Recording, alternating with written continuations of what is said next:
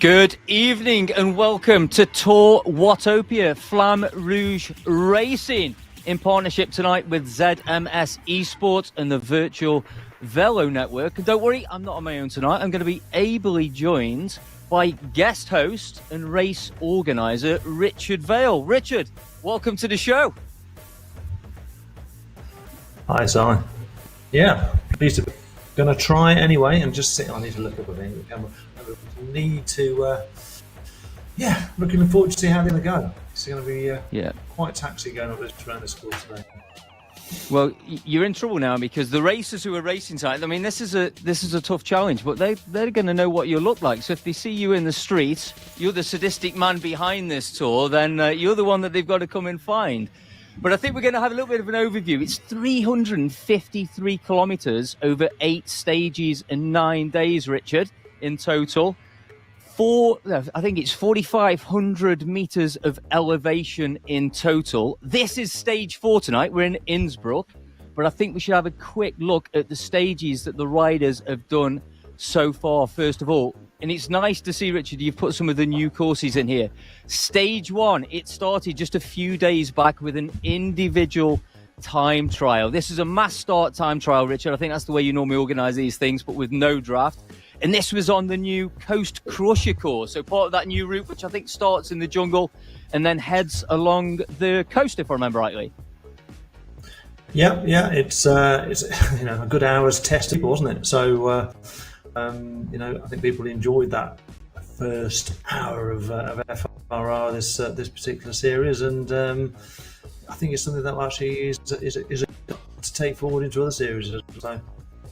Yeah, so we started the 2nd of January, so people were still, I don't know if the word fresh, but fresh off the festive break, let's put it that way, in the New Year festivities. So that was quite a rude awakening. But yeah, so the riders did that in about an hour. Then we moved on to stage 2, and then again, that was Watopia. I think this is also a new course. You've called this Breaking Point. I think this is the Big Ring course, but quite a long one again at 41 kilometres. A points race this time. Yeah, I mean, plenty of sprints. I mean, I think we're quite down for climbing. What I've tried to do after one is actually try and keep as many people in the hunt for as long as possible until we actually get to something that breaks it. So sprinters have often been a bit left behind on this one. So plenty of opportunity on stage 2 that was there to, get legs going. That's what that was all about. And then yeah, absolutely. And then for stage 3, you threw in there and back. You've called this is the Watopia out and back course. This is a course, of course, we are going to be doing in the Zwift Racing League in round 3 as well. I did speak about that this morning on the wrap when we were reviewing the Zwift Racing League. I've got recons coming soon for that as well. But this is a really tough course because you've got quite a flat section, if I remember, through the desert, but then you've got the volcano climb. And then you've got the KOM also through in there. So this is really where the climbing starts, I think, yesterday. It was yesterday for stage 3. That was 42 kilometres, 330 metres of elevation. And then we're here. Not much rest between these first 5 stages, Richard. But stage 4 today, we're in Austria, in Innsbruck specifically. This was the 2018 UCI World Championships course. Stage 4, another points race, Richard, and an interesting course. Absolutely. Just looking at the out and back again starts to ramp it up a little bit. Just something to kick it up. Nothing too drastic in there, but enough to make a bit of a split, enough to make a little bit more of an e-gap in there for people before we hit today. And obviously Austria and Innsbruck a bit to offer. When we look at Innsbruck and we designate the snapper as a sprint, so we kick that out of the comms, so it pushes the pace a little bit, and then we dash up the hill at the end. Yeah, absolutely. We'll talk about that when we get onto the course, and then tomorrow, no rest day again, but tomorrow we're back in to accelerate to heaven. I guess arguably this could be classed as the king or queen stage, although I see there's a bit more coming. But this is the one that's going to finish up the Alpha course, so over 1,000 meters of elevation, 44.5 kilometers. Then we move on to stage 6. This is the Zwift Gran Fondo course. This is the longest one of the stages, 62 kilometers, 850 meters of elevation. So still not a flat day for that one. That's an interesting course. We then go back for stage 7 with the individual time trial. There's got to be a rest day in there somewhere, Richard. So where does that come? Is that coming between stage 6 and 7 or 7 and 8? You're going to get that on Monday. Obviously with New Year, we couldn't, I thought it was a bit harsh for me to start it on New Year's Day. So we pushed it out a day. We normally go Saturday to Sunday, but ZRL sort of, ZRL actually, pushed back a bit. We've got a little bit of space to run into the week afterwards. So rest day Monday, but so we've had a good 6 hard stages to warm those legs up before we hit Tuesday. To say the least. And I mean, this is absolutely, I know I've said this before, but a rite of passage sort of stage race in my eyes on the Zwift platform. And then we're going to finish stage 8. This is another points race.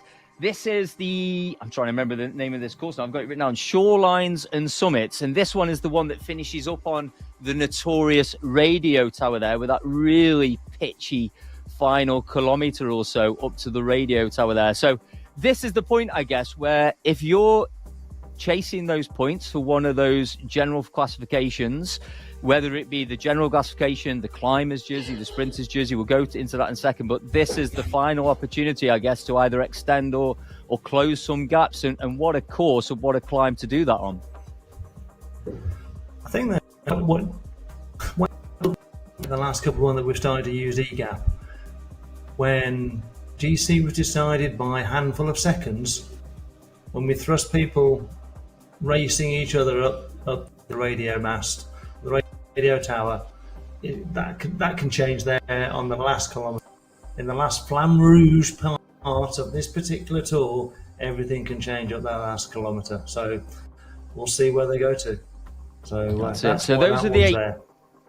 So those are the 8 stages. Like I say, today, stage 4, we're in Innsbruck. Let's take a look at the categories of riders that we've got, and then we'll talk about some of the jerseys. So we've got 9 categories for the men now, and I think it's 7 for the ladies, if I remember rightly. 10 and 7, yeah.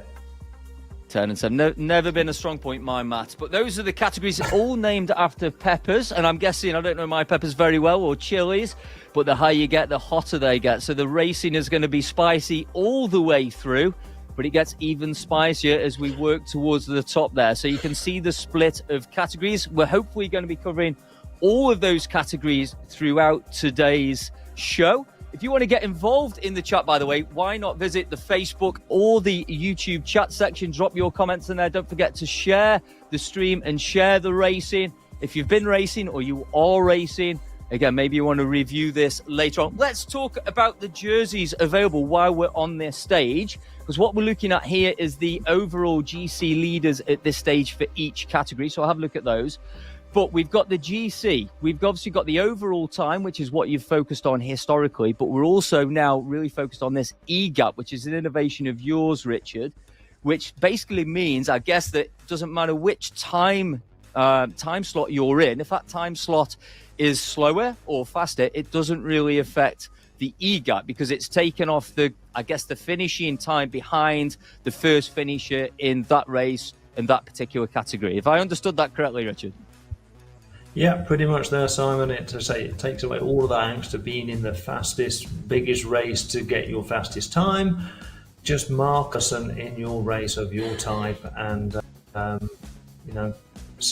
beat them to get 0 eGap, or if you're 3 seconds behind, your eGap will be 3 seconds. So and we have a page on our website called the Race Day where you can select what's going on live on Zwift Power, and you can see who is Ghost or Hab in your race to say, right, there they are, the 3 seconds in front of me, 10 is in front of me, or I've got a 50-second lead. So yeah, it's there to help. Yeah, absolutely. So this is the current eGap times following stage 3 for each category, as you can see. And what you can see there on the right-hand side in terms of the time gap is that's their lead at the moment over the second rider in their specific category. So again, we've got men's and ladies up on screen currently. So some really small time gaps. If we look at the men's side, just 1 seconds separating first and second in the Dragon Chilies. 1 minute 22 in the Capsaicin Chili, I want to say, right at the top of the list there. And then again, just seconds. There's very few minutes there. The most we've got there with the Rhino, Christopher Lane, leading by 2 minutes. But once we start to get into the climbing sections, certainly when we get to the Alp, then those gaps are going to come down. Just very quickly, let's talk about the jerseys. And so we've got the GC, we've got the EGAP, of course, we've got the Polka Dot Mountains classification. I know that the Flamme Rouge Racing ranked the different climbs with different multipliers on the points there as well. And then, of course, we've got the sprint classification with the green jersey. And again, all these results are available over on the Flamme Rouge Racing website. So at the end of the day, at the end of today's stage, don't forget to go and check out the results in all the categories there, including the team results. We will try to give some results at the end of the show, certainly as riders cross the finish line, but don't forget to go and check that website after. Not forgetting, Richard, you've got this combined jersey. So whether it's finish line points, climbing or sprints, there is this combined points jersey as well. So it's kind of the best all-rounder is what you're thinking of there, Richard, right? Yeah, absolutely. So you might not win the sprinter, you might not win the climber, you may not win all the things, but you may do very well as a combined racer. So it's there to give everybody as much engagement across 8 stages as we possibly can.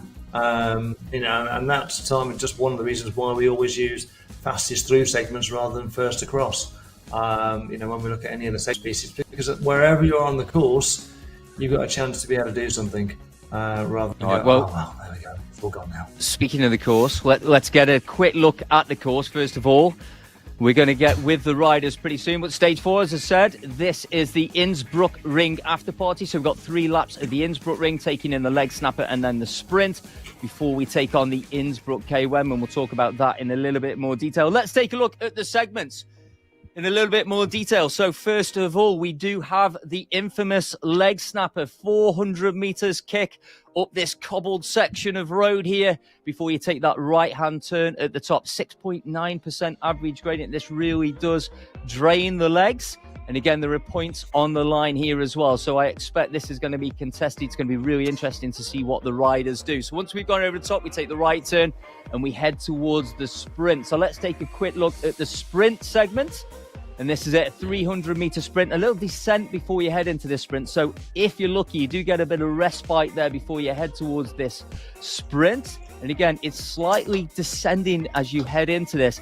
Traditionally, we have seen riders on this take a breather, but the way these new pack dynamics are playing out currently, then that is not always the case. And then let's move on to the final segment of the day, the big one, the KOM.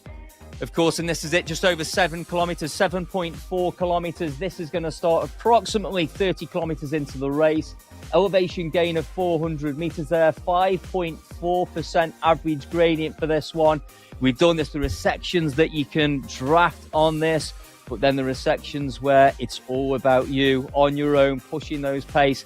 And I do expect there to be some splits. I know there's going to be a big field across all categories, but I do expect to see some splits in the field. So I think it's about time we try and get on course with the riders, because pretty soon, 5 kilometers into the race, we will hit that first segment.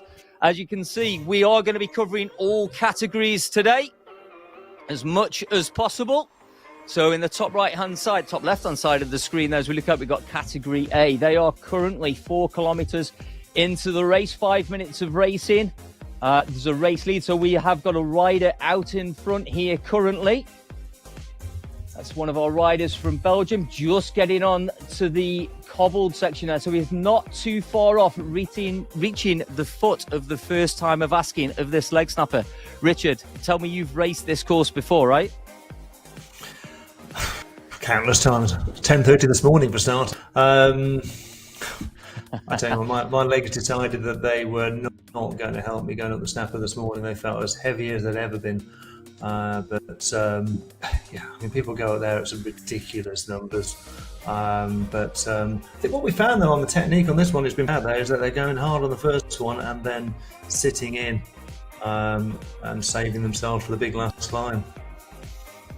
Yeah, absolutely. So we're sat on with, this is the jersey I use actually in our level racing team, but we're starting to zigzag around the cobbles now. So we are very, very close, just 100 meters away from the foot of this snapper. But remember, this is all about FTS on these segments. So we're just going to cross over this river here before we hit the foot of that climb.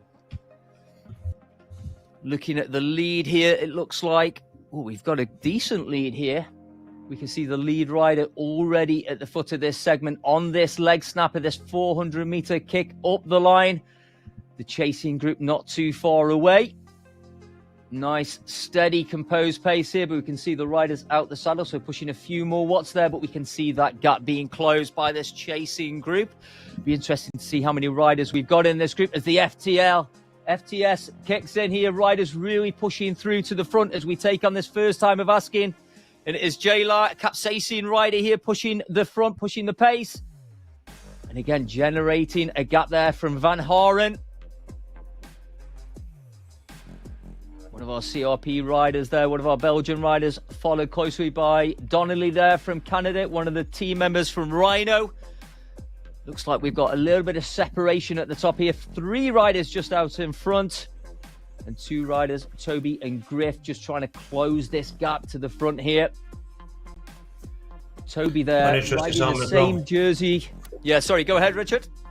Yeah, I was going to say, Jay Lai, he was end of stage 3. He's second in GC in Cap. So, again, pushing pace up front. Oh, fantastic. So we're just on this descent section here, heading towards the first sprint segment. So the gap between these 2 segments is pretty small. 6.8, we hit this first sprint. So just another 700 meters until we get to that sprint. We head back down to the river, take the left-hand turn, and then you'll start to see the banner in the distance. It's a little bit blind to start with. You'll see we head round to the left, and then we should see the banner start to come in the distance. This runs right alongside the banner here, the river, should I say.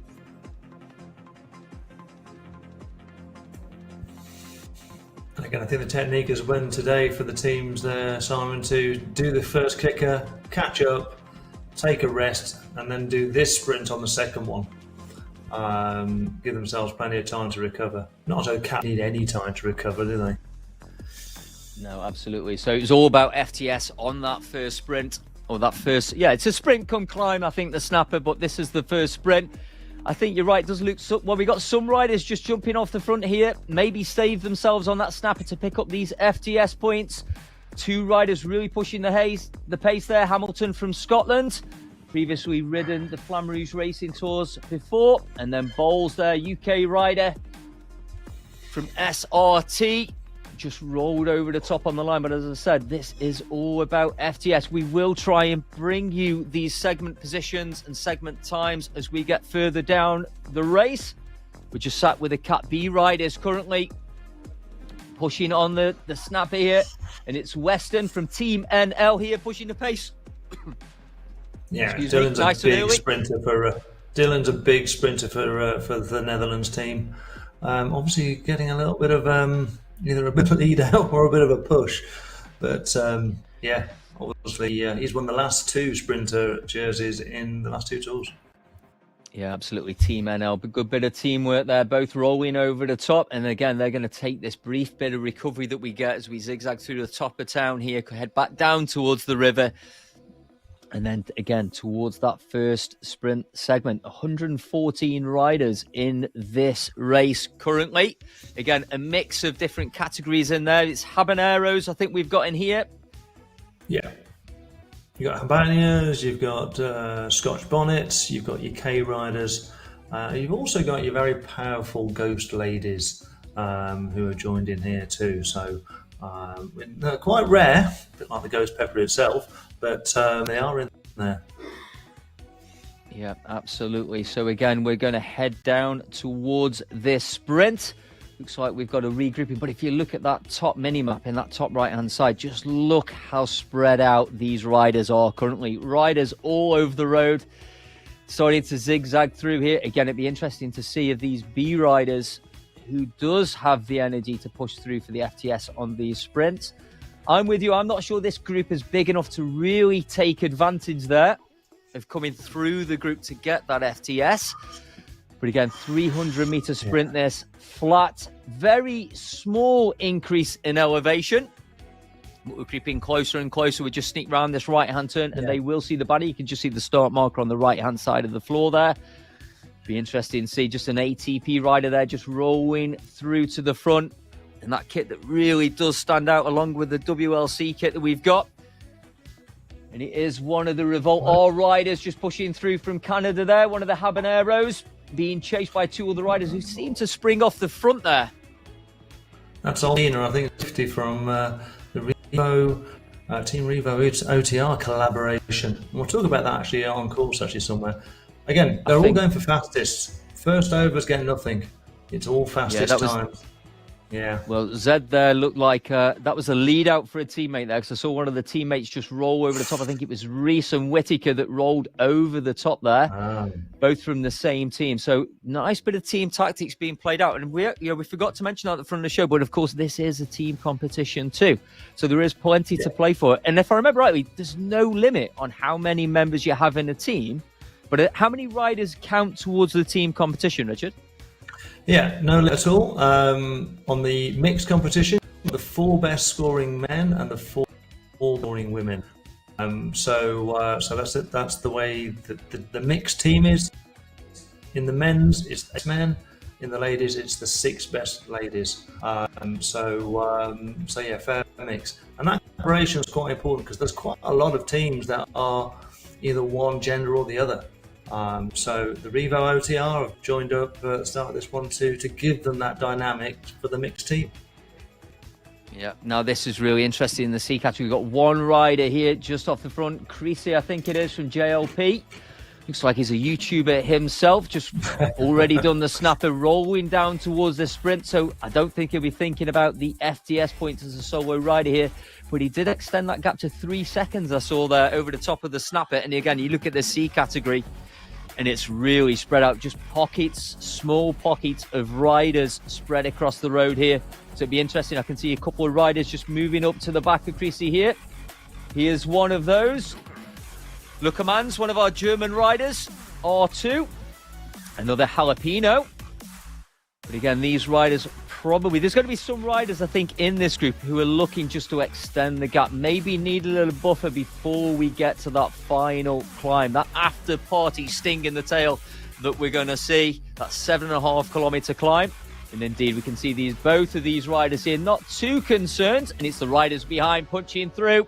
NW there, another Jalapeno from Evo punching in over the top, but Luckermann just holding on. I think it was a little bit late there from Luckermann, although he is pulling that gap out from NW. Great riding there, but we can see a bigger group just 5 seconds back.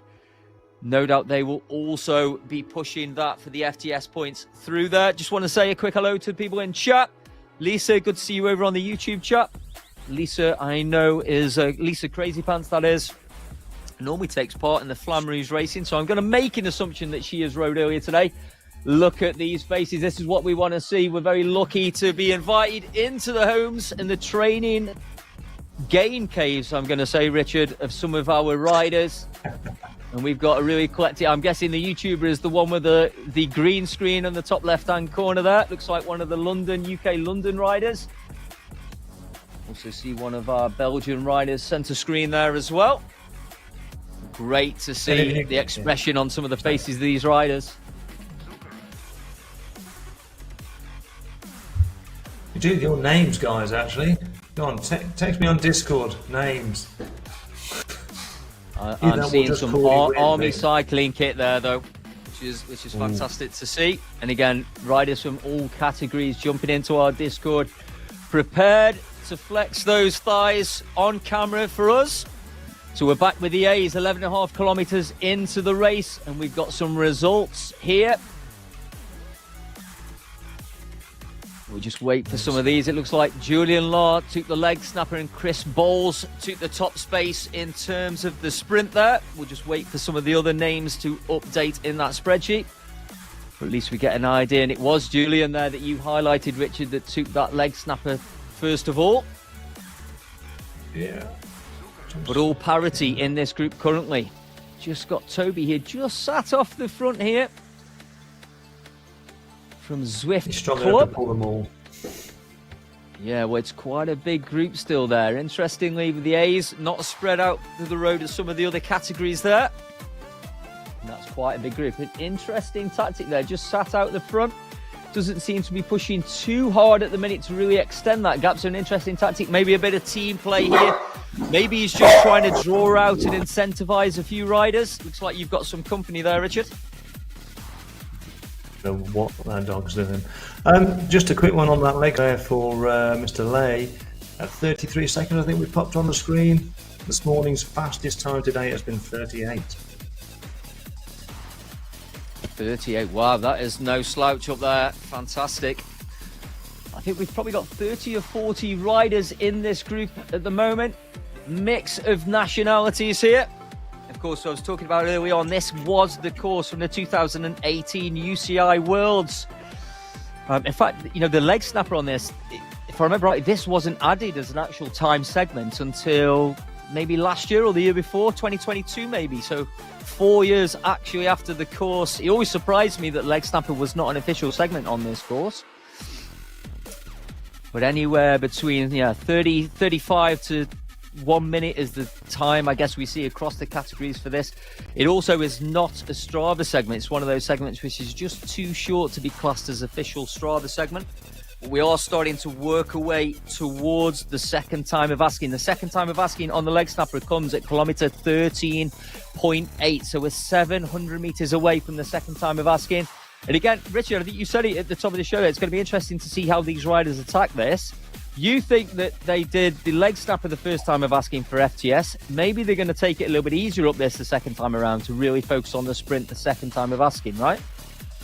That's what I think everyone's going to be doing this time. They'll still go hard, but they'll not go as hard. Can't see them doing it, and then all hell will break loose on the next sprint. Yeah. So you raced this morning as well, Richard. So it's good to hear that you're racing as well as organising.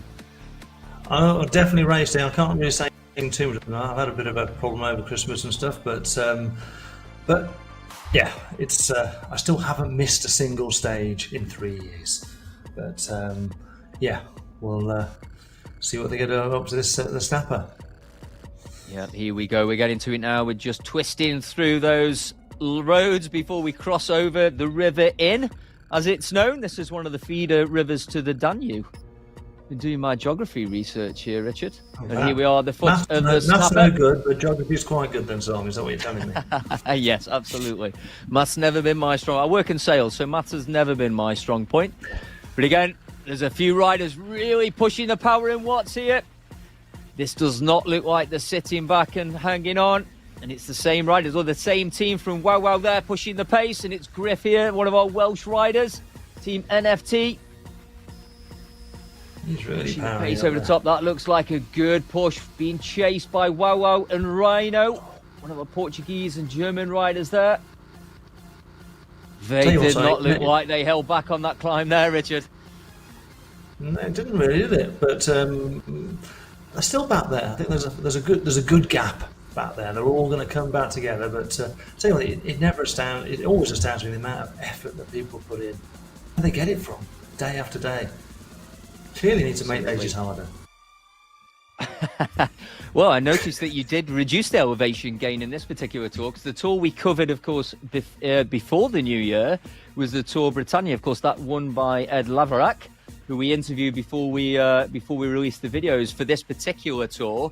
But that had 6,500 meters of elevation there. So you've lost you're getting soft, Richard. You've lost 2,000 meters of elevation for this tour. You know, I think there was quite a lot of claims going on from other organisations about being the toughest, hardest, and that sort of stuff. So I think we have to make a bit of a point. But equally, I think it just certain countries lend themselves to climbing more than others. I suppose actually Britannia actually made quite a surprise at the end of the day, because it's so rolling and so up and down. But we'll get some more hills back at some point. Absolutely. So this is it. We're heading into the sprint. Richard thinks this one's going to be the big sprint. And indeed, we've got one of the riders pushing early from the BZR. Belgium Zwift Racers here. One of the feeder teams for Abus Synergy. A team, of course, sponsored by my own brand, Level Velo. Got to get that in there, haven't I? But there you go. Again, one of the Cap Racing riders pushing the pace early. Again, interesting tactic there for chasing FTS. My feeling is the riders, rolling through over the top there. Velos, Van Haren there also again. Van Wim there from BZR. So that looked like a lead out to me there. A couple of BZR riders rolling in over the top. And again, look at the line. Again, anyone who's new to Zwift, just take a look at the top right-hand corner of the screen there on the mini-map. And those red dots spread across the screen give you an idea of how spread out these riders are. When it bunches up together, they're just one big red mass across the road. We're straight in, thick and fast with the action here with the B riders. 13.8 kilometers, which means they are also at the foot of the infamous leg snapper. Rider going off early there. In the bright yellow kit from the UK, pushing the pace. Berto. That looks like one of the TFC riders. Looking at that kit. Tell you one thing, when I did this morning, my legs really did not respond to this at all. I just 950 watts. Away. Not even the first time of asking. Maintaining a solid 850 to 950 watts here, 173 beats per minute. That was a great effort, and what a gap was created there over Reese from Evo in the notorious pink Evo kit. Van Dahl from Wawa Habanero, again rolling over the top, taking third in terms of across the line. And those Team NL riders, I think those Team NL riders both thinking they did the job the first time of asking, maybe, as you predicted there, looking for the points on the sprint section now. I do expect we've got a slightly bigger group with the Bs here chasing on. So I do expect these riders to be easing off a little bit. And I think as we head towards that third lap, that's when riders have got to start to think about if they need a buffer before we get to that final climb. That third lap is the time to do it. So again, we just sat with one of the riders. Wow. Question for yourself. People are using disc wheels for this.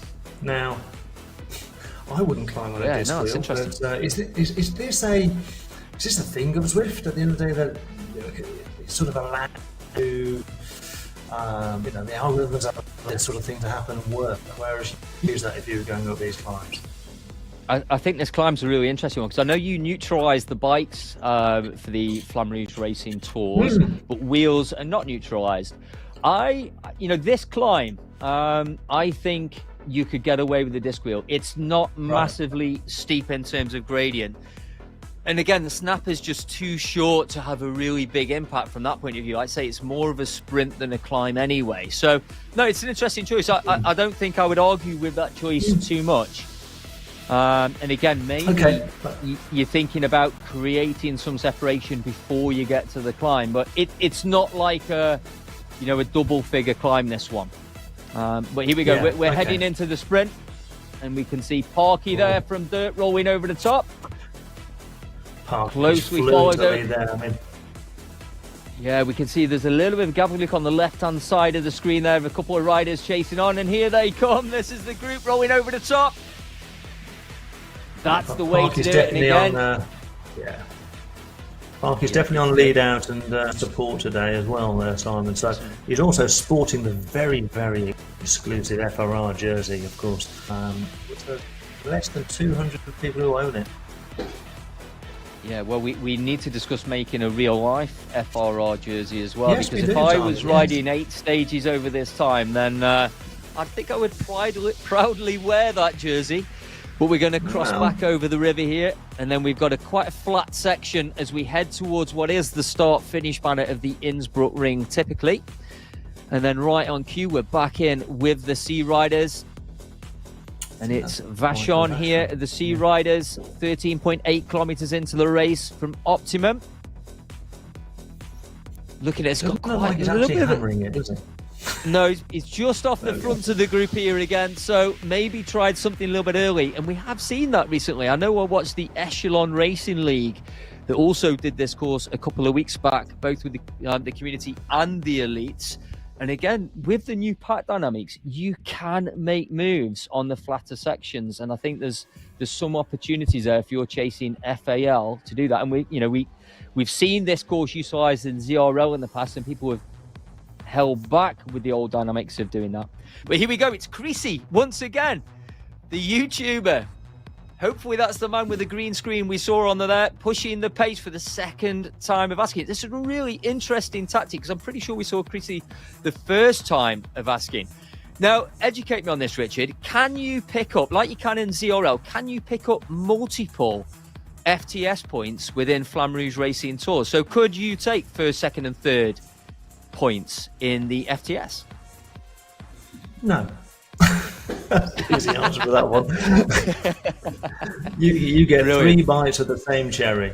Is probably the easy one of that, Simon. So yeah, we don't often do multiple laps of a course, but obviously we're also sort of, limited to the courses that Zwift have got there. Although I'm not saying it's not limited, because there are quite a few of them. But no, it's just one set of points for every single segment, and it's just your fastest time. Awesome stuff. So here we are. We've got the results there. Thank you very much to the production team, ZMS Esports, sharing this information. We've got the leg snapper from lap 1 and 2. And again, it was that Julian Lives. We highlighted Tim Van Haren, Sean Donnelly, Dan Panel, Lee Griffiths, Tobias Hinmet. I'm sorry, I'm always terrible with I'm bad at numbers and I'm bad at names. Christoph there sitting in second. Christoph Liebes.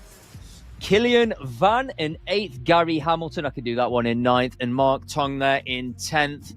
The sprints, Chris Bowles, Gary Hamilton, David Kowalski, Cole Norris, Lee Griffey, Sean Donnelly, Ronnie Strobig, EL, that's very secretive there, in 8th. Alexandra Doyon in 9th. And Jean, maybe?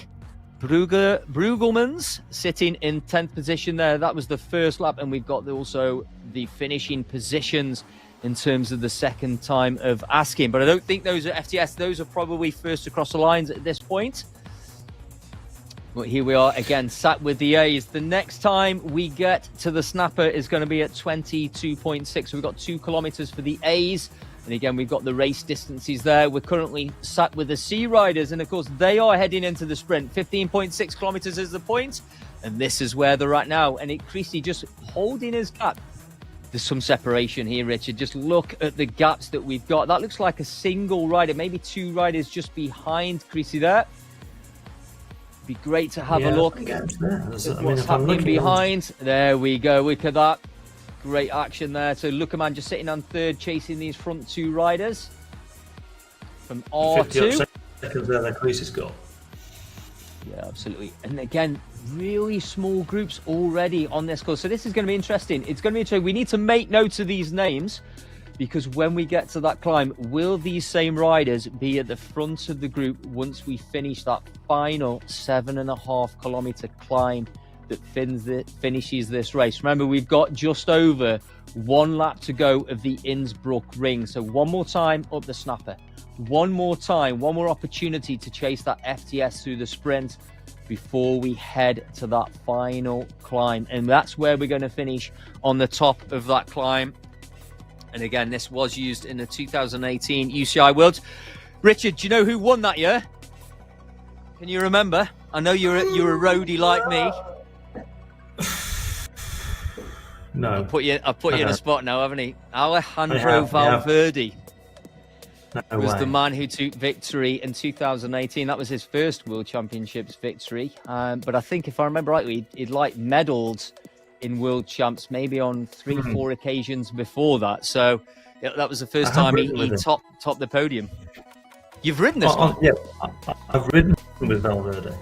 So that was his hometown. Is out in Murcia in southern Spain. So we've sort of been out to the Manga space, and he rides all the time around there with his brother. So he comes out to play, and the whole of Spain in that area comes out to play. So yeah, I think I've got a picture of me somewhere with Valverde. So but yeah, there we go. Well, I think you should share that on the social media pages after this event. And we're back in the Pain Caves, or the Gain Caves, as my colleague Christopher Schwenker from the Zmunike would say. I always used to say Pain Caves, and then he corrected me. He corrects me all the time, actually. The Gain Cave there. Talking about the Zmunike.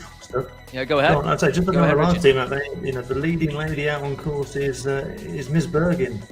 I can see about 3.5 seconds down in the B group. Is that Holly? That is Miss Holly Bergen, yeah, and you've got Holly Jess Bergen. Wickett from Revo OTR, again, not far behind, so they're all in the same little space. And here we go again. We're back on the leg snapper here again.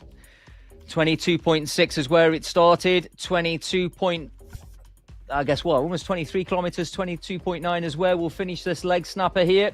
They are still tanking this climb, but this is maybe the last chance, as I said, to create that separation before we head to that final climb. The final climb is going to start at kilometer 29.7. Big bunch rolling over the top here, so I don't think that was as fierce as the first 2 laps. Maybe we'll be corrected when we look at the times, but a couple of riders just rolling over the top there, just easing off the pressure. We can see a couple of legs just easing back, slowing down a little bit. We look at the watts per kilogram on the right-hand side of the screen, and indeed, Sen there doing 0 watts per kilogram. Declan, again, one of our Belgian riders, 2.6. Watt Fabric rider, 0, so just taking the chill here. And I guess that's what we're going to see immediately after this sprint. Be interesting to see if we do see any riders pushing over the top there. Again, we've got this little kicker, drop right, and then you've got this little second bit of the descent, which just gives you that little bit of recovery and actually increases the rolling speed. So it's really interesting, this. If you time this right and you get that lead out right with these riders on this little descent, have that continuation through the sort of flatter section alongside the river in there, then you could really accelerate through the group here. But again, maybe the FTS on this one are done and dusted. I think there's about 30 riders in this group currently. We're just sat on with Dobson at the moment from Wahoo Le Col. Dobson, a name that we all recognise. They're all pretty tightly packed in here as well for that particular category. And I got this last hill is a category 4, so a few more points available for people who are actually interested in any of those climbing jerseys. Absolutely. So we'll talk about that climbing multiplier a little bit further. And it's Brueggemans once again from BZR. Is this a lead out, but still pushing 8-9 watts per kilo here at 24.5 kilometers into the race? But we can see a few other riders closing that gap now from Velos. Siebert, one of the GHT riders. But again, just held that lead. That rider's still really pushing the power there. We saw a lot of red numbers on the right-hand side of that screen there. A lot of German and Belgian action in that group. And again, are we going to see any moves, or are this team going to stay Gruppo Compacto here, or these riders stay Gruppo Compacto? This is going to be a really interesting race. And as we highlighted at the top of the show, some of those time gaps really small. And again, I'm just looking at some of the results from earlier today. Again, I'm just seeing time gaps, 4 seconds, 23 seconds, 19 seconds in these categories. So still, into the 4th stage, real tightly packed. And again, remember, it doesn't matter if this particular group is faster or slower than the group before. You've just got to try and keep your time of that first rider to cross the finish line at an absolute minimum, because that E-gap is what's in play as the main driver in terms of results. Of course, there is an overall time general classification. We have those other jerseys in play, as we see a lot in the Grand Tours. But the E-gap is the focus. We're back in with the B riders. We're about to take on the final time of asking for the leg snapper here again. I think this group size is about the same. We're also looking about 30 riders. We can see quite a split on that mini-map between probably a slightly bigger group, which looked like about 400 meters behind. But again, back over the river, we switch, and we're starting to see the B riders close the gap on some of the back markers from some of the red A category riders there as well. But of course, because you've got split categories, I guess the gap between the category, the lower reds, if you like, the A's, and what we're seeing in terms of this B category is going to be quite small, which makes for great racing, Richard, I have to say. And it's Team NL again. Van Zoren here, pushing the pace. Multiple Team NL riders here with a bit of teamwork. Not looking as ferocious as I say that. Look at that rider punch through there. think that was one of the big ring riders there, pushing the pace and firing off the front. Hey HDR, recognise that kit. So looking at the actual times as well on the race live side of things, they're all very tightly packed in that B group. Very few that have been dropped off the back. Absolutely. So AHDR, typically a sort of Australasian team, I would say, but a rider there. It looked like an American flag, but then I've got a slightly blurry screen, so I may be wrong with that. I apologise if I'm wrong on that one. Well, what you've got there, Simon, you've got a collaboration again, HDR and Tune Bikeworks. So again, they've combined. There's a bit of a New Zealand collaboration going on there. So Enesbro, AHDR, Tune Bikeworks, Aero have joined together to give themselves a bigger team chance. Yeah, that's good. And I know also you sort of do a team dating service as a better way of putting it, I guess, as well. If someone's struggling for a team or wants to ride, you can also help with that. And I think you've got that over on the Flamme Rouge Racing website as well. I can see a few comments in the chat there, which is fantastic. Nathan, I hope I answered your question in terms of the E-gap again. So thank you for asking. But again, that is the gap between the front rider of your particular group. So if I finish 3 seconds behind the first rider across the line at the top of this climb, that is my E-gap essentially. And again, if race that went earlier on, the gap to the second rider was 4 seconds, that would be their E-gap. But again, check out Flamme Rouge Racing website for that. Don't forget, you can watch over on Facebook or YouTube. Thanks for your comments. Dion from Optimum here from A, like to go long. Okay, so we're seeing some predictions in the chat. What a great idea. If you've got some predictions, you've got a rider that you're watching or would like to shout, then give them a shout and chat. We'll try and give them a shout. Maybe the community can help us put some names to the faces that we've got in the Discord channel with a video there as well. Yeah, come on, show us the names. There's a real mix of team. James WLC pushing the pace here in the B category. Wahoo Lakolji James. And it's that Berto rider again who went off the front earlier on the leg snapper on the previous lap. Another habanero using a draft of James there to roll him on the line. I think I saw, again, 14 watts a kilo at one point there for the third lap. That is crazy stuff there. 179 beats per minute. 0 watts at the minute then. I don't blame them after that hectic sprint. That was quite an intense sprint there. And we've got around about 4 kilometres. Sorry, Richard, we've got about 4 kilometres, 5 kilometres almost before we hit the foot of that climb. Yeah, I think we're all trying to go for a bit of an upgrade, really saying, okay, look how fast I can sprint. I'm not happy. There we go. Yeah.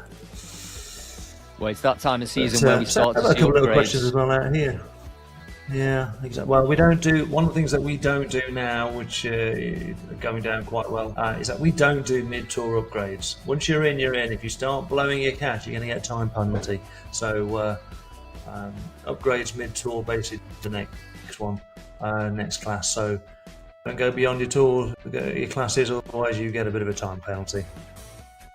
Yeah, it's good to know. I know you do as much as you can to make it fair racing. So here we are, sat with the A riders once again. Go ahead, Richard. Sorry. Yeah, a couple of questions out there that on the Discord side of things. Do I ever sleep? Well, I didn't on Monday night. That was 3 a.m. before I went to sleep then. But I do sleep actually. Once we get past the first couple of days and it all calms down and people remember passwords and that sort of stuff, then it starts to just flow really. And the only thing we really have to keep on top of is with perhaps just crashing on the lines and those sort of things. But there's plenty of it's been spun. So if I do miss the occasional message or then there we go. There's lots going on. Yeah, absolutely. So here we are with the C category riders again, and it's Luckerman just in time as I see one of the comments coming in saying, where is the C action? It's here. We're doing our best across all categories. But this Innsbruck ring is action-packed all the way around, and it's Luckerman just dropping one of his fellow companion riders from the C category here as well. So from R2, these riders look like they've got quite a gap here. We're looking at 1 minute 12 over those chasing riders here already. So 2 riders pushing the pace. Luckerman and Creasy. Creasy We have seen very active. These two riders, I think, Richard, need to get together and work through this section. Forget about this sprint now. Let's just increase that E-gap time with the riders. So, Luca, man, Chrissy, if you're listening, get together, work together. Hopefully there's some chat going in team here, but that is quite a gap. Yeah, if I'm looking on here. So what they got? They've got a good minute. They've a good minute on the people behind them. So that is a good time to have. So we're sat with Max Muller at the moment, sitting in third place on the road, 320 watts. Again, Max also got a bit of a lead over the chasing group here. 167 beats per minute. Really strong but low cadence there at 65 RPM. But you see that with a lot of the Zwifters, the regular Zwift riders and the cycling esports riders, they tend to churn a bigger gear but lower RPM. I race a lot on the road, so I try and not do that too much, but inevitably this time in the season when I've been indoors a lot, that inevitably happens. Fantastic comment in chat over on YouTube here. Not Tadej Pogacar says, thank you very much, Richard, for putting on an amazing series. He loves the courses and well played, and you're welcome in terms of the coverage as well. But yeah, a lot of people loving your work, Richard, in terms of the organisation and your course selection. I have to say, you know, I did the analysis of the Zwift Racing League round 3 this morning over on the Wrap, and there was no new courses utilised in the Zwift Racing League for the final round, which I think is a shame. You've got 3 or 4 thrown in here, so you have really taken advantage of what's going to happen. And you can look across all 4 categories here. Sorry, Richard, I'm going to come back to you in a second because we've got all 4 categories on the screen here. We've got category A, 30.5 kilometres. So they are absolutely into this foothills of this climb now, 27 kilometers an hour, just starting to get strung out. They've got a little bit of a lead group, in fact, with the A riders on the right-hand side of the screen. B riders in the bottom left, again, made up of multiple categories, and then the C on the right-hand side of the screen there. Still in Innsbruck currently, as are the B riders, but the B riders just 2 kilometers away from that climb, and that is still quite a big group. So it's really the C category, the riders that have making the racing so far. The A riders, of course, are going to start to get strung out naturally as they're on this climb, but the C riders, those 2 riders in particular, really pushing the pace. Here we are, look at these faces, some great kit, and an example there, the lower middle screen that we've got of that low driving cadence that we see from our riders.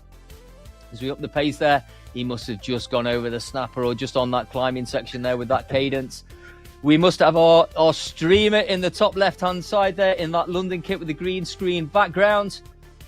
I really like that jersey we've got in the middle centre as well there, and what a wheel selection that we've got behind him there as well. That is certainly some garage. So great to see the action. We need to get a level velo jersey on some of those characters, I'm sure. But here we are, category B, 28.4. So we're approaching the foothills of this climb. It looks like we're all together with this group at the moment. I know you mentioned Holly Bergin earlier on as well, was leading the ladies. We'll take a quick look if Holly is still there. Holly famously, of course, did the back-to-back WTRL team time trials. I think she was like a world record holder or a world champion at that point. Notoriously gives me a lot of earache on the social media channels, I have to say, for not yet having a ZRL helmet. But, you know, she's something she never lets me forget, along with, as I said before, Chris Venker, my social media and business partner with the Virtual Velo Network. Talking of Chris Venker and the Communicate, and I also mentioned the Echelon Racing League as well. Chris has just put an article out there on one of the new faces on the block of the elite riders, Elise Gallegos, which is one of my teammates, but also races at the elite level for Wahoo Le Col. So if you want to know a bit more about one of the new outstanding athletes that we're seeing on the ladies elite side, then go and check out that article there. And I have to say, I was a teammate of Elise, but she soon outwatted me and thankfully got upgraded, so I didn't have to chase a wheel on a TTT anymore, which was nice. We also, again, talking to female athletes, myself and Chris, I'm just doing a bit of self-promotion here, did the podcast, the Virtual Velo podcast recently, and we spoke to Ashley Moolman-Pasio, former world record holder, of course, a UCI world champion of cycling esports. Let's get back to the action. Category A, 31.8 kilometres. As we sit in with the Sea Riders who are just coming through the lap banner. So it's not going to be long here until they leave Innsbruck. They've just gone past the pens to go under the banner. And then we're going to be leaving Innsbruck over the bridge, taking that left-hand turn and getting on to this comp. Just picking on Elise there, Simon. Elise raced with us all summer, every Friday. She loved racing with the men. And you know, whether it did or it didn't, attributed the racing with her performance when she went to Kona, saying, well, you know, I'm going to put a little bit down to FRR for actually giving me some more power. So well, we can both take a bit of credit there, Richard. I think we'll both take that. Yeah, it's good that you mentioned Kona though, because of course she was second in her age group at the World Champs over at Kona for Ironman triathlete. So what incredible background as well there with Elise. Let's say she also raced the Echelon Racing League, which was on this course, as I said a couple of weeks ago. She was second in that race to the Kristen Kulczynski, in fact. But I also know that Elise rolled Kristen Kulczynski on a climb in another one of the Echelon Racing Leagues. But talking of the Echelon Racing Leagues, so I've got to get this in as well, is the USA National Championships coming up this weekend as well. Same organisers there. So that's, US National Championships. They will be broadcast. That's like a 3-race back-to-back event there. So that's Richmond for a sort of a lumpy race. Then we've got the Bologna Hill Climb and then a crit race around the Okio Crit Course. So that's going to be interesting. But we are back with these two Sea Riders who, I'm glad to say, have come together. So this is Chrissy and Luca Man here from R2 and JLP. Now, actually, no, JLP is the racing category, not the team, right? That's the jalapenos. That's the jalapenos at the end down there. So again, being in the sea grove, they're the highest amount. So I'd expect to see jalapenos there rather than pepperoncini's great name, or the bell peppers. So although personally I would love to be a dragon, but I'm never going to be powerful enough to be that ever. We've all got to strive for something. We've all got to strive for something. Well, I suppose technically I could use Asamoah pedals and whap it up 10%, but who would do a thing like that? Let's not talk about that. We're on to the snapper with the A Riders. But in fact, we're looking at the Sea Riders currently because we're still with Creasy, who's still in town. And these two riders look like they're rolling through, but this is the data we've got in terms of the QOM, which is the final after-party climb. It's Luca Man, isn't it, in Creasy? And these two riders are starting to pick up some lap riders. So maybe, I don't know if this is frowned upon, but maybe these riders can also get together I'm assuming these guys have got, unless they're from another race previous, which it looks like they are because they're coloured green, then maybe we can have a slightly bigger group as we go into this climb. I hope that's not frowned upon, but this is a 7.4 kilometre climb. Like I say, not massively steep, because you only gain 400 metres. Of course, that is still quite significant over the duration, an average gradient of around about 5%. The interesting thing, I know we spoke about this was used in the 2018, I promise I won't pull that up anymore, but they actually did this climb like 6 or 7 times back then in 2018. This climb, which was about 20 minutes in duration, it was like they did an opening circuit in the World Champs of 60 to 80k, something like that, and it's one of those again, to make it great viewing for the World Championships, that is like multiple laps. And this climb, which is I believe is like a GPS replica of that same climb that they used in the 2018 World Champs, they did 7 times. Now, we've raced this on ZRL, and it's used a lot in different races. I think you've definitely done this a few times before, Richard, but doing it once is enough, let alone 7 times. But I don't want to drop too many ideas for the next Flamme Rouge Racing Tour, but well, you don't really need to do multiple. Well, our World Championship, not allowed technically to call it a World Championship, but I will, again, will be a lap-based thing. Again, same sort of format, something to break it up, bring it back together, and just keep people out. So that's on the 12th of April. That's an evening one to try and get the whole world into one race at the same time. So we'll see what happens then. Fantastic. We'll look out for more information on that. It is that rider, once again, JLR, that rider we saw very early on pushing the pace on the leg snapper climb. And indeed, he was there present in the climb as well. So this is Julian La. 350 to 400 watts out the saddle, driving those pedals. I love to see what this guy's like in his gain cave right now. Churning away at those virtual gears, pushing this power and creating quite a gap here. I'm not quite sure what the time gap is at this point, but if you look at that mini map on the bottom left-hand side of the screen, there are riders absolutely everywhere at this point. So this is the chase group, 14 seconds behind JLR at this point of the race. And I can tell you, we're looking probably just over an hour's racing on this particular course. So a good 10 to 15 minutes of climbing left to go on this particular climb. Like I say, I did check the times. In fact, I think if I look back, the men's top categories in the race previous to this was around just under an hour, I think, Richard.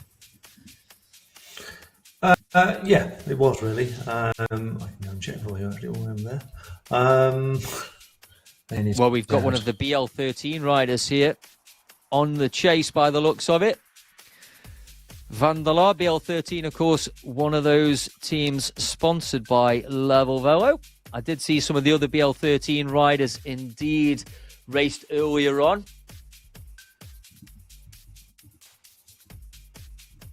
So I think we've got Matt Spooner from BL13 raced earlier today. His E-gap is currently 4 seconds.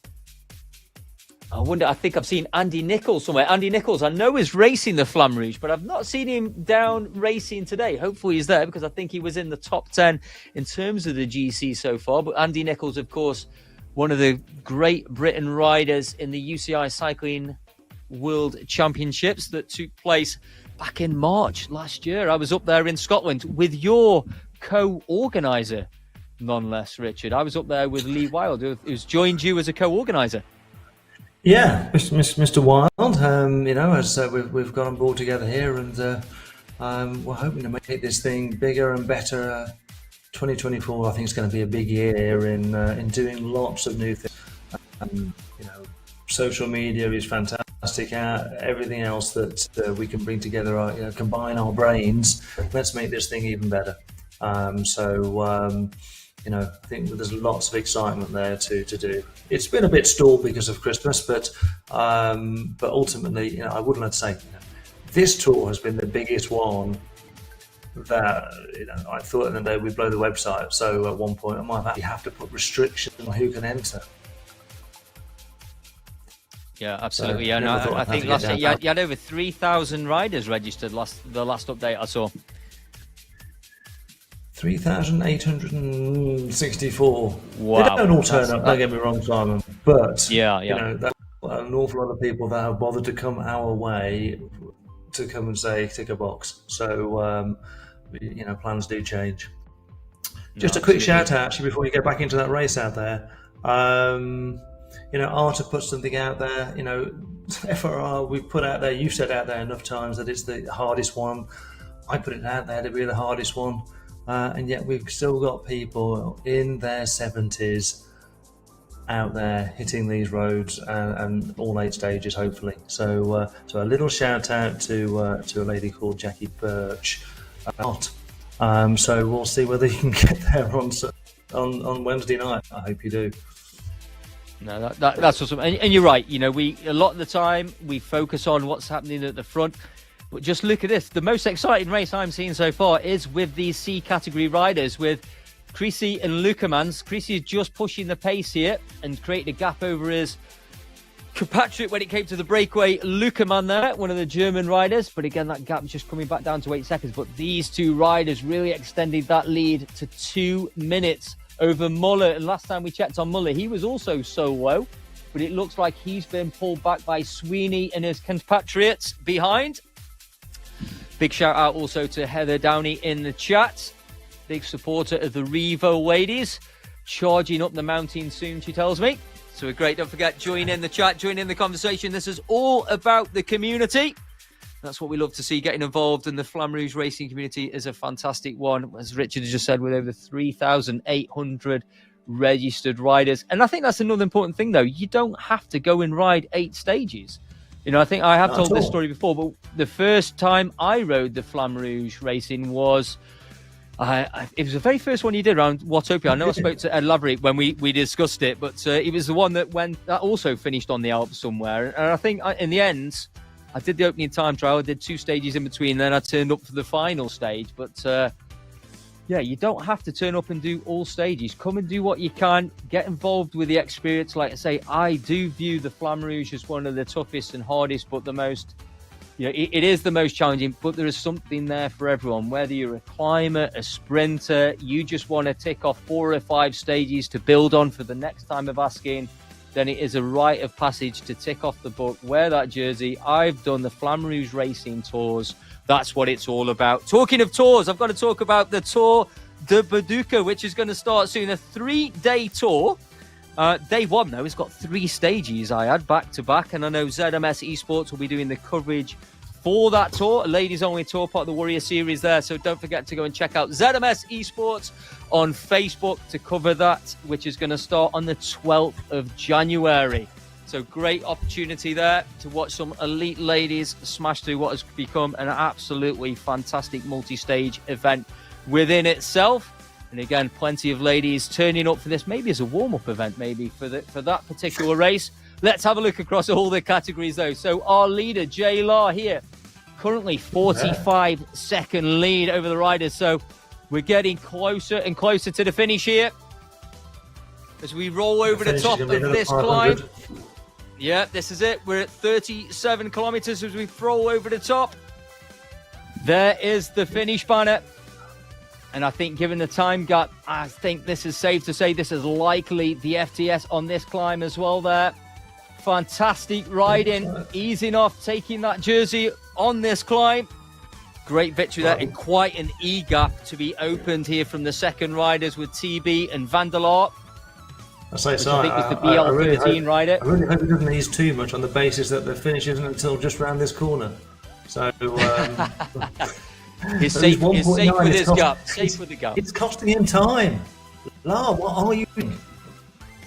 I mean, it's always worth pointing that out, though, Richard. Just because you go through a banner, if it's not that light blue colour that is the finish banner, or you pop up and see those results in front of you, then absolutely keep riding to that line. And that's exactly, hopefully, what this man is going to do. Nope. Ooh, you've got to keep pushing on those pedals. Messaging in there. What's the point of me even messaging? That's what the Discord has chat for. Yeah, they soon realised there again, up the watts, 5.9, searching for that results banner popping up. And it's Van der Laar from BL13, also just rolling 15 seconds behind that. Tell you what, the amount of people that will see a com banner and then suddenly save it is like, oh, would it be I'm not finished? Wait, just say 300 metres left on your course. What we're going to see is that the B and C riders are going to know exactly what they're doing there. They're going to roll over the top and keep pushing all the way to that finish line. I tell you what, there's some comments and some love coming in the chat here for you, Richard, and the FRR series. There's a lot there, Simon. So it's why we do it. If it wasn't absolutely about the love, but equally, I think you've also got to earn it. So, this is 3 years in, so this is quite amazing, really, I think, in the day. For something that started in lockdown as a bit of a, let me see if I can do Hello World on the website.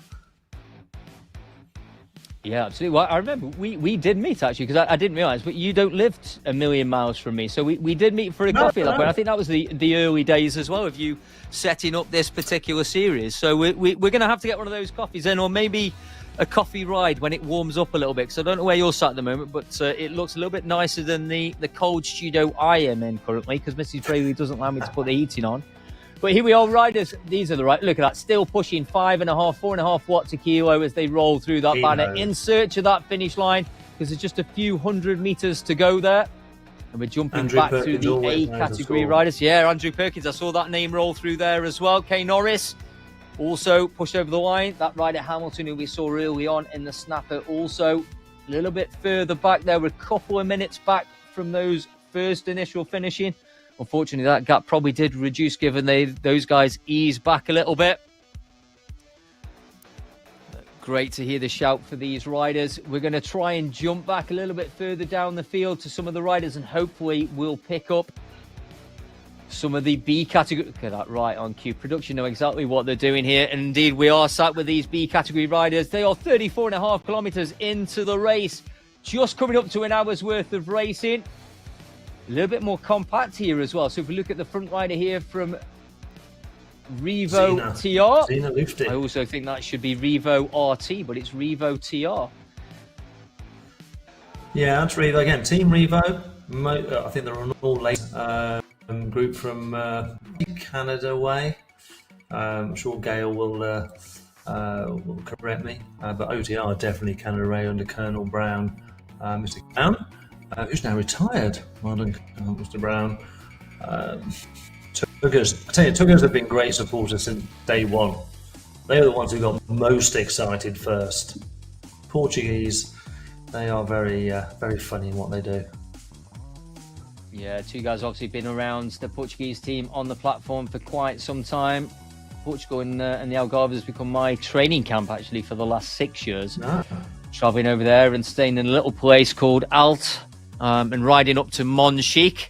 And there's a couple of one of my friends from Team Synergy also has got a place out there. Yet to invite me actually, but we'll have to get that fixed. But this is where it's at. We've got a few riders just off the front there pushing the pace, but only a handful of seconds, maybe 10 seconds on this particular gradient, 35 kilometers. So we're just coming up to 2.5 kilometers to go for these B riders. And it's Vandala here, a habanero rider from Belgium. Hopefully that's a teammate sitting next to it. But you're right, plenty of disc wheels here. I am seeing some zip wheels just in front. With quite a selection of wheel choice, but again, given the gradient, it never really peaks above 6 and 7%. Most of it is a lot flatter than that, generally 2, 3, and 4. Then I think you probably could get away with it here. But again, there's still quite a few riders here. There's not the big time gaps that we saw with that lead rider with the A's. We're seeing probably 20 seconds between the first rider and maybe 15th rider on the road here. We're just sitting on with Gert Dela Cruz at the moment, 250 watts. Again, apologise for this pronunciation. But plenty of Belgian flags alongside the Portuguese flag of Miranda there, who's just been pulled back by these 4 riders. I think my wheel of choice on this, looking at the stars, is just the falls of these DTs. They still say they're 4-star on draft and 3-star on climbing, so I don't see what's to lose. Although Zena's obviously gone for 202 as a very strong climber. Absolutely. I mean, let's not forget, as one of our listeners has pointed out, that these guys and girls have got to go out tomorrow and do Alpe d'Huez Zwift, if I remember rightly. So there's going to be some protein and recovery drinks taking place. Have they? The Alpe tomorrow? Surely not. It is not as bad as France, where we had the Alpine Ventop back to back. Well, yeah, it's the Ventop. I'm not a big Ventop fan. It's I've ticked it off the list, but then I have to. You know, I think I have raced that one with you at some point. But yeah, I mean it's not quite as exciting as Alpe d'Huez Zwift from my point of view. But yeah, stage 5, Accelerate to Elevate, is going to finish. That's on one of the new courses. That's going to finish up on the Alpe there. And again, we're back on with this lead rider, extending this lead now to 20 seconds almost over the chasing group of 4 riders there, which has the 2 Belgian riders. You know, I'd expect this is where these lightweight ladies really do show their going up here and put the men to shame. So, as Zena's doing. Absolutely. So, yeah, this group is swelling as well. This group was 4, and now we're on to 6 riders in this group. I think the dirt rider Goose was there previously. It looks like another dirt rider has joined the party there. I could just see towards the back of that group. Probably, I think that's a Mert rider rather than a dirt rider. One of the Mums Inside riding trainers. Obviously, Dirt, one of the biggest and longest serving community teams out there. Plenty of teams. Is there a Mert option? Should be, obviously. I mean, I'm in some of the Discord. I'm sure I've seen a Mert channel there somewhere. But you can't just have dads indoors riding trainers. My wife would say you've got to have mums indoors riding trainers too. In this day and age, we can only have whatever it should be. Rich, don't tell me you like Ventop. I do like Ventop. I love Ventop. Did I say that out loud? I'm not sure I said that out loud, did I? maybe the end of the show, just tune in. We've got I've got an announcement at the end of the show. We won't do what we're doing here, just on that we're doing next year. Or this year. We're in well, next I'll tell you what announcement we can make now, Richard, is that we are going to be back for some live coverage of that final stage, Stage 8, which is going to finish, of course, on top of the radio tower. So we're not quite sure yet which time zone I think we're going to do. It will be either the 6 p.m. or the 7:30 p.m. in the evening. But again, if you want to get yourself in the Gain Cave Discord video feed, then make sure you look out for those Facebook notifications to get yourself in that group. We'd love to see your Gain Caves and those pain faces as you're climbing up that radio tower climb. I mean, there's a lot of flat riding before you get to that final climb. But here we are with these sea riders. Let's have a look. Where are we with these two riders? Creasy and Luckerman, right? If I remember rightly. Yeah, so Creasy has continued to extend that group. We did see him start to move away when we were in downtown Innsbruck. We are now 34 kilometers into this race, so a good 4 kilometers to go. My maths is getting better, Richard, and Luckerman is behind by about 40 seconds currently. But that gap back to Muller has not really changed too much. That was about 2 minutes 15 seconds at the last time, Jake. It's gone out slightly, 2 minutes 23 seconds. We can see that Luckerman, just up in the wattage there, was pushing the pace to 4 watts a kilo before just easing back. But Creasy, a constant 2.6 watts a kilo. Nice and smooth, nice and consistent with the RPMs. But we're on with that third place rider at the moment, the Jalapeno rider. All three of these riders in the same category. In fact, probably the top 10 riders that we're seeing on screen there on the right-hand side, all from the same category, but an absolute mix of nations. We're back on with Zina, who is approaching the finish line in this B group. Zina rolling over the top, extending that gap to Miranda there. Pushing the pace. You're hoping that she continues to push the pace beyond this banner, Richard. I can sense it. Yeah, I also noticed the lady Vincent there in the Jalapenos. They're leading in the Jalapenos. I think that second group is marking each other 50 seconds or 3 minutes down, because they don't have to chase if their person isn't up front. So let somebody else chase. Is she still pushing? She's listened. Zina has listened. Absolutely. Hopefully some riders have got this live stream going at the same time. Unfortunately, there will be a bit of a delay, but there you go. But 4.5 watts kilo, pushing all to the finish line. We are seeing some orange numbers on the chase here, but I think it's too late to catch Zina at this point. Goose pushing the pace. This is quite close in the top here. 5 seconds between the top 5 riders only. Miranda, a Portuguese rider, pushing the pace over the top, over the finish line. We're with Dave there from Army Cycling, all the way also over the finish line. 100 meters to go here. This was that dirt rider closing that gap. Rolling back through the riders here. So again, these riders rolling through. Yeah. JL from AHDR sitting in 8th position, comfortably 8th with Paolo. On to Jeffrey Johnson. Just for the stream. Love it. We're jumping back through the B category here. I'd say we are looking to bring some A category results at the end of the show, but don't forget you can go and check out those results over on the Flamme Rouge Racing website, should I say. So the finish line at 37.4. We're just flicking back through these riders here. As anyone who's watched these streams, the problem is if you then roll over the line, you then get lost in some of the regular riders in the Innsbruck world. This gap is continuing to go out with Creasy here, 45 seconds over Luckerman. But I think you're right. I mean, that gap, though, is going out 3 minutes 25 back now to Muller. We've got just 2.5 kilometers to go for the lead rider within this particular category. The Jalapenos, as we said, all the people on this screen on the right-hand side from the same category. Jalapeno, it's the same thing. It's spicy, it's warm. And this is where the action has been for me tonight, Richard, in this C category. This is an absolutely fantastic racing. We saw the Creasy name pop up really early on that leg snapper. We saw Luckerman up there. We saw Vincent up there early doors. We saw NW a little bit further down the list there, early doors in those. But it's Creasy who's continued to push the pace. Clearly had climbing legs on the snapper and continued the climbing legs on this final climb as we approach the finish line up the KOM. Yeah, I mean, he's made a massive effort here to keep in. So, I really thought they'd actually bring him back, but he's not. He really hasn't shown any letting up at all. No, absolutely. Luckerman now, this has a chance that this will be over a minute to Luckerman by the time we get to the finish line here. We've got a couple of kilometres to go. It's getting close to the minute now there. You can see the Alps in the back. I'm hoping they're the Alps because, I have visited Austria. I don't think I've been to Innsbruck, but I've definitely been to Salzburg before.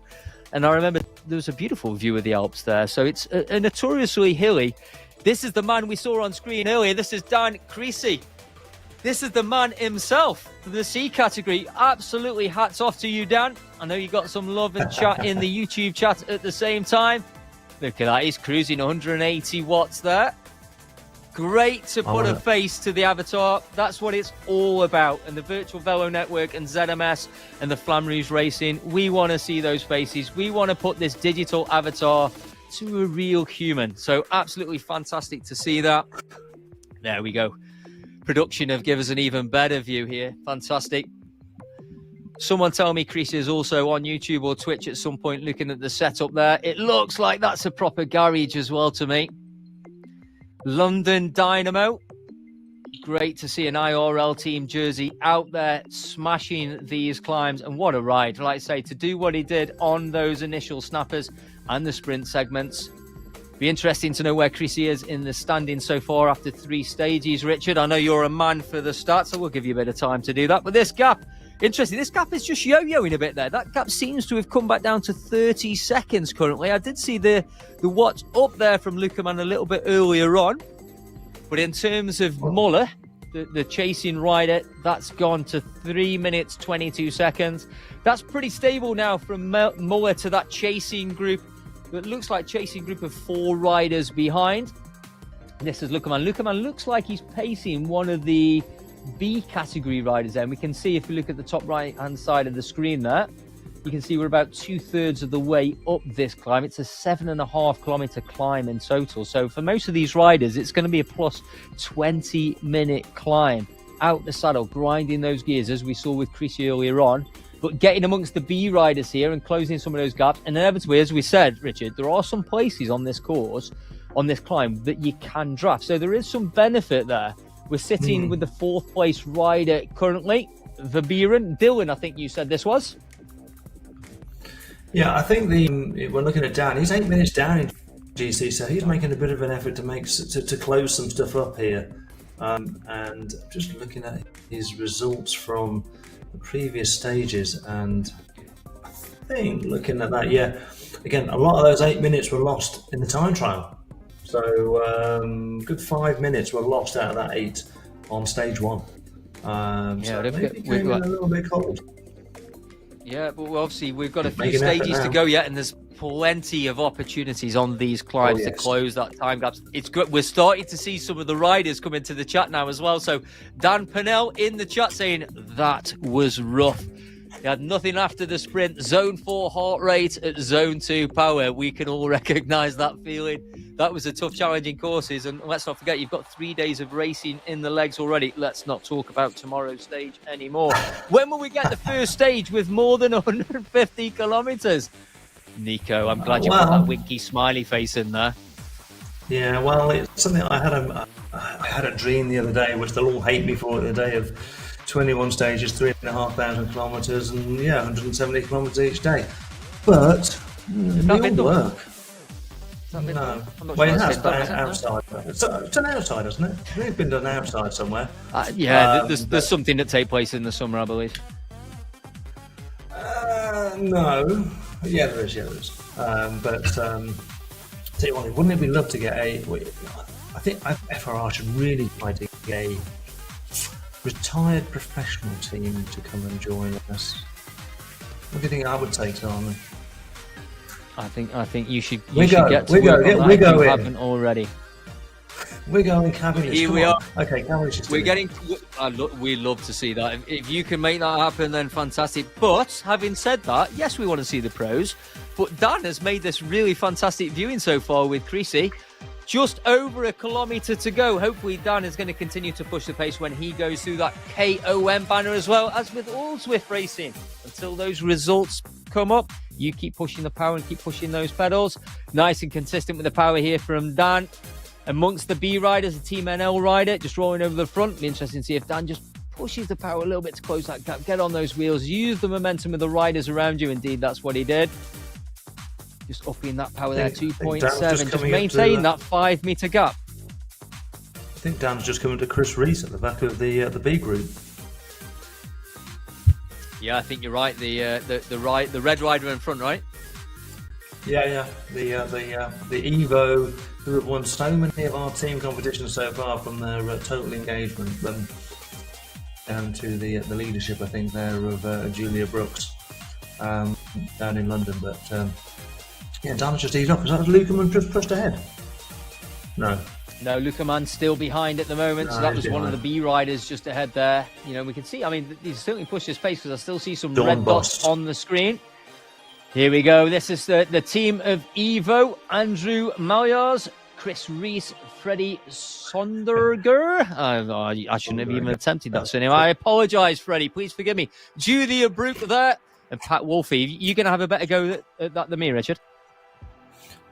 Probably not. No. We are coming up to Chris, though. And just notice that Dornbos up there, just in front, he's the guy who was doing all that lead-out work in the sprinters. So clearly just jumped up for the team. Here he is, the man himself, leading the C category, the jalapenos. Look at that pain face, the sweat on the head. Kept the jersey fully zipped up for the camera, though. Rolling over the top. Keep pushing, Dan. You've got to go round this corner yet for another 400 or 500 metres. He's doing it. He's kept that power down, 3.2. In fact, he's up the wattage. He knows what he's doing, this man. He's up the wattage to get a bit of momentum as we get into that -4 descent as we roll round to that finish line.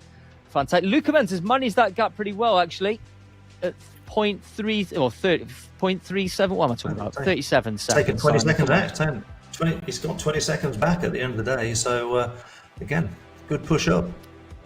Yeah, I can see Anne Vincent as well down there pushing up. So Lukeman gone through the barnet, pushed the pace. Little kick here as he picks up the momentum just to increase the speed, ready for this descent section. We're then, of course, going to be looking at Muller, who I think Muller has absolutely got third place sewn up there. Not too far behind, another kilometre to go for Muller. But great riding there from both Dan Creasy and Lukeman. And here he is. Muller, been solo for quite some time. In fact, I think even before we got over the top, when we saw him at the midway up that snapper, he was already solo at that point. So it's been a long time on the road riding solo. Tried to close the gap on those front two riders, but just continued. Well, in fact, that gap to the riders behind has just come down slightly. I think those riders behind, 40 or 50 seconds behind. We're on with Max Muller. 200 watts, 166 beats per minute. Obviously, the heart rate doesn't always tell the full story. There's a lot that can affect that resting heart rate there. But yeah, congratulations to all the winners who have raced the different time zones today. What time was the earliest race in terms of the GMT time this morning, Richard? 6 a.m. 0600. So, yeah, we're out there early. And the last one tonight is 0230 GMT. So, again, pulling people from Auckland in New Zealand to Hawaii. Big shout out to Fat Pineapple and Rambling Turkey. I don't know these names. Where do you get these names from? I'm going to ask you more details about that the next show, please. Make a note of that one. US mayors, I think they just like that sort of idea. I think, but yeah, it's. Hats off to all these riders. We're going to get close to looking at some of these results pretty soon. But of course, don't forget, as I've said before, we are going to be back for Stage 8. Max Muller just coming up to the top here, going to take third place. 45 seconds ahead of that chasing rider that we just saw, Davey there. One of our Belgian riders. We got a quick glimpse of him. Just 300 metres behind Muller. But given the fact, as soon as Max rolls over the top of this, it's a little bit of a descent, just 400 metres, I think it is, to the finish line then. He's not going to close that gap. But again, it's still pretty tight. If you look at the riders behind, 42 seconds, 56 seconds. So less than 15 seconds back between 4th, 5th, or 5th, 6th, and 7th there. A little bit more of a gap to the Optimum rider who we saw early doors. Looks like we've got a bit of a group there, actually. 3 or 4 riders together. Muller's got to keep pushing. Indeed. Interesting, Richard, that it's the lower category riders that clearly got the message about where the finish line was, and those A category riders eased off a little bit too early. So who's tuned into the community? Fantastic to see. There's all Shout out in the pen there, Simon. Absolutely. Shout out in the chat from Anthony Smith in the YouTube chat there, saying well done, Nutty Nolan. Again, shout out to all the riders in any category there. Let's take a look at the results. These are the results from category A. Julian Law, as we saw, rolling over the top, 44 seconds ahead of Tom B. Ronald Van, 59 seconds back on the eventual winner, Julian. Some great average watts that we're seeing here, considering we're on stage 4 and we're so many hours into this race. Lee Griffiths there, 1 minute, 25 seconds over the top, or behind that leader. Travis Samuel from Wahoo there, sitting in 5th. Bill Dobson, 2 minutes and 3 seconds behind. But of course, all these results will translate into the E-Gap. And if you want to see those E-Gap results, head over to Flamme Rouge Racing. Sean Donnelly from Rhino, 2 minutes, 8 seconds. Did I miss Andrew Perkins there? Perkins, OTR, 2 minutes and 7 seconds, sitting in 7th. Christoph Flavus there, 2 minutes and 10 seconds back. David Kowalski, we saw him earlier on in those shorter segments, pushing the pace. He also pushed in 10th overall. Richard, some fantastic racing across all categories there. Fantastic to see. Yeah, absolutely. I mean, you know, the power that the A group puts out across top riders to the you know, to GHTs, just, you know, it's incredible. But as you saw, you know, the C group, the B group, and I think we are very much about everybody. You know, there's so much focus at the top. I don't think there's enough focus in the rest of the groups.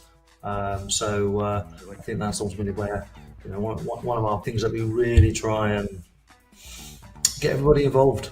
Everybody. I don't care if you take 20 hours longer than anybody else. You're still going to get as much airtime, potentially. Yeah, absolutely. Well, Richard, look, thank you from me and the community for putting on such a fantastic series. I hope you're going to come back and join us for that final stage, and your legs hold up through the next couple of stages as well. I want to say a big thank you to Damon at ZMS Esports as well for an absolutely fantastic production show. Thank you to you, to the community, for getting involved in the Discord video, in the chat on Facebook and on YouTube social media. Don't forget, tomorrow, stage 5. You can follow the results day by day over on Flamme Rouge Racing. But don't forget to come and join us for the final stage, stage 8 in Watopia. Just before I go, Richard, earlier on, you said you got some news that you wanted to share with the community. Yeah, I think, you know, we always want to do more. I think in the day, you know, I've partnered up with, you know, CFC, our charity, and that stuff, and you know, WTRL do great stuff with their and those sort of things out there. And okay, we're a little bit different in what we try and offer. So I think what we're looking to do on May the 27th, which is a Monday, Bank Holiday Monday. You know, that's the day after I think the Ride London. That people are doing for various other things. We're going to do a 24-hour day on Ventol. It's a team-based thing. It's going to be a team-based thing. You can do 1, you can do 10, you can stay on it all day if you want to do, but that's our charity day. We're going to look to try and raise as much money as we can between CFC, between maybe 2 others out there have been mentioned to us, and big day on a hill. Now, I know people choose the Alp and that sort of stuff. Ours in FRR is Ventop, and what you also get out there is that, you know, you get 3, you get 6, you're going to win our jersey. So if you can do 3, so it's very exclusive. Less than 200 people have got it now.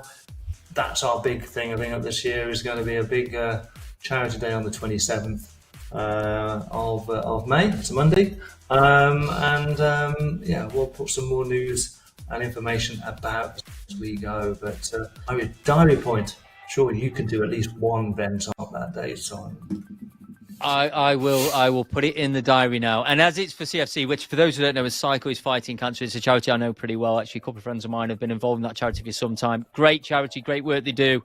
So absolutely. And again, you can find more information on that event over on the social media channels. Richard, thank you for joining me. Been absolutely awesome. Don't forget to go and find those results. Thank you to everyone in the community for joining us on ZMS Esports for the Flamme Rouge Tour Watopia.